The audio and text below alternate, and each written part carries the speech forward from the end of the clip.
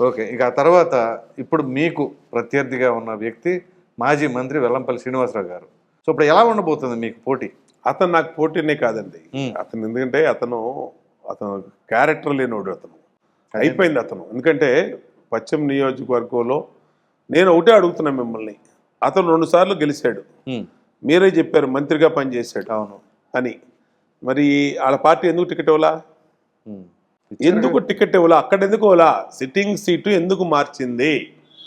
నా straight question అతను వెల్లంపల్లి సీనుకి కానీ హ్మ్. లేదంటే వైసీపీ పార్టీకి కానీ హ్మ్. నేను స్ట్రైట్గా అతను అడుగుతా ఉన్నా. ఇప్పుడు నేను 2014 27,500 మెజార్టీతో గెలిచా. 2019లో 25 ఓట్లతో ఓడిపోయా. అవును. మూడోసారి సీటు ఫస్ట్ లిస్టులోనే బోండా ఉమాకి చంద్రబాబు నాయుడు గారు అవకాశం ఇచ్చాడు. అవును. ఎందుకు మా మా మా- మా పనితీరు అది మా పార్టీ కమిట్మెంట్ గాని వాటెవర్ ప్రజల్లో మరి మీకున్న నీకెందుకు ఇవ్వలా?